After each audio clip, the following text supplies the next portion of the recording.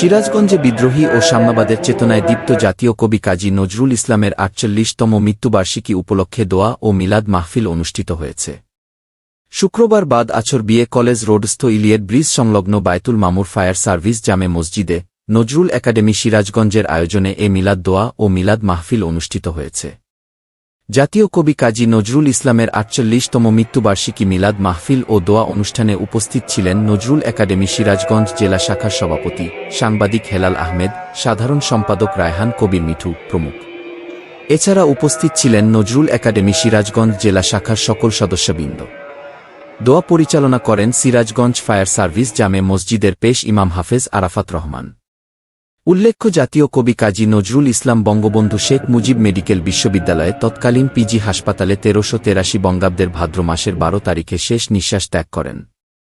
১৩০৬ বঙ্গাব্দের ১১ জ্যৈষ্ঠ ১৮৯৯ সালের ২৪শে মে পশ্চিমবঙ্গের বর্ধমান জেলার চুরুলিয়া গ্রামে কাজী নজরুল ইসলামের জন্ম।